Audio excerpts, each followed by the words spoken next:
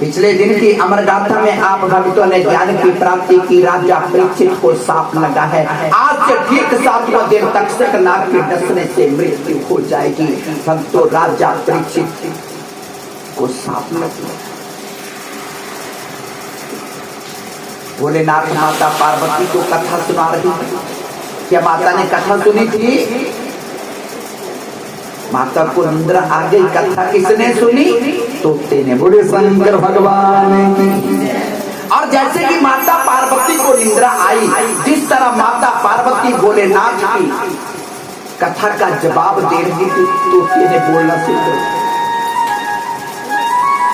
मैंने कल कहा था कि कथा कीर्तन में निद्रा आती है। भगवान ने कहा मिलूंगा? कथा और कीर्तन।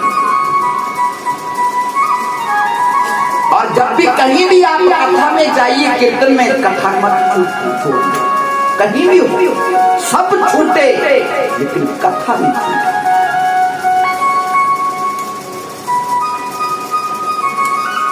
लेकिन निद्रा बातक को बनाना है कि क्या कहना है? ओ मेरा राम जपन नौजी करता, ओ मेरे कोल आया मेरा राम जपन नौजी करता, मेरे कोल आया मेरा राम जपन नौजी करता, मेरे कोल आया।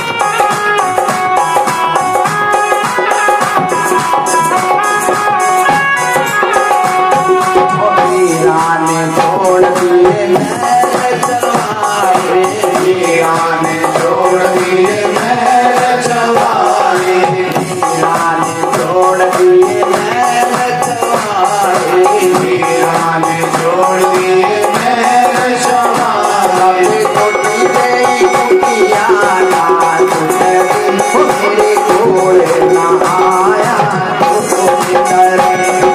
छोटी गई कुटिया मेरे घोड़े ना आया। बोलिए शंकर भगवान की जय। भोलेनाथ की कथा का जवाब तोता देने लगे। कथा के 12 स्कंद पूरे हो गए। जैसे कि भोलेनाथ ने कथा को विराम दिया,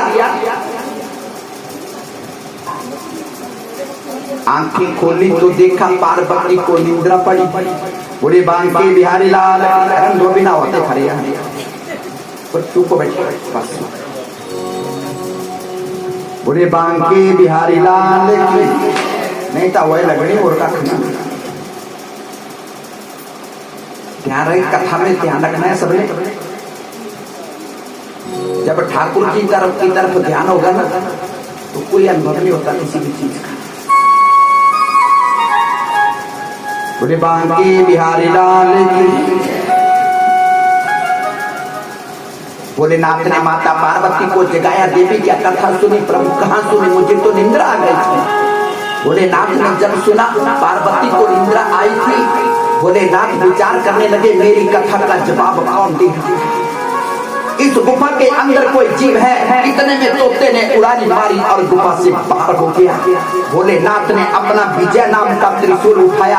आगे तोता, पीछे भोलेनाथ। मारी शंकर भगवान ने दौड़ा। आगे से देव ऋषि नारद जी आ गए। भोलेनाथ को दौड़ते हुए देख रहे हैं। शंकर भगवान को दौड़ते हुए देव ऋषि नारद जी ने देखा। देव ऋषि नारद जी जोर जोर से हंसने लगे और भोलेनाथ को पूछने लगे प्रभु आज बड़ी दौड़ मारी, आग लगी लगी बुझवाने लगी। शंकर भगवान कहने लगे देव ऋषि नारद जी आग से भी बड़ा काम हो गया।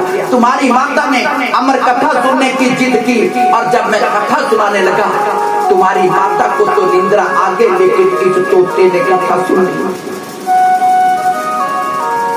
देव ऋषि नारद कहने लगे प्रभु अब इस तोते का क्या करना। शंकर भगवान कहने लगे मैं इसको मार डालूंगा। देव ऋषि नारद की आंखों में आंसू आ गए। दोनों हाथ जोड़ के कहने लगे प्रभु सच कहती है दुनिया भोलेनाथ। अरे प्रभु तुम कितने भोले हो।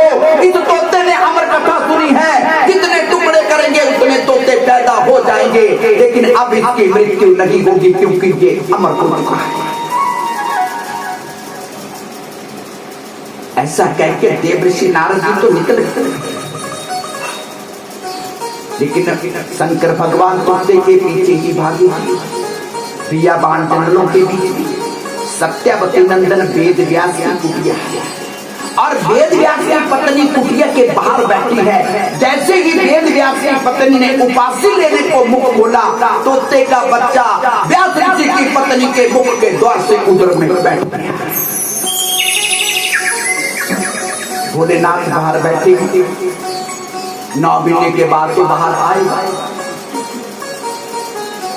सृष्टि का नियम है 9 महीने बीत 10 महीने बीत गए, 11 बीत गए, 1 वर्ष जब बीता तोते ने माता के गर्भ से आवाज लगाई प्रभु यहाँ बैठने से कोई फायदा नहीं है क्योंकि अब मैं कभी भी माता के गर्भ से बाहर नहीं आया। सृष्टि का नियम गड़बड़ हो जाएगी, चले जाए।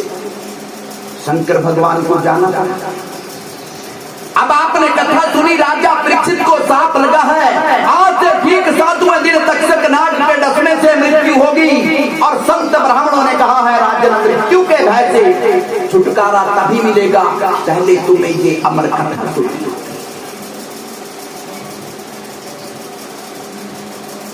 और राजा परीक्षित ने भगवान श्री कृष्ण का ध्यान किया। प्रभु को याद करने लगे। हम सबको भी करना है। हरि तुम तो दया के सागर हो, मेरी बिगड़ी बना दो। हरि तुम तो दया के सागर हो, मेरी बिगड़ी बना दो। प्रभु तुम तो दया के सागर हो, मेरी बिगड़ी बना दो। हरि तुम तो दया के सागर हो, मेरी बिगड़ी बना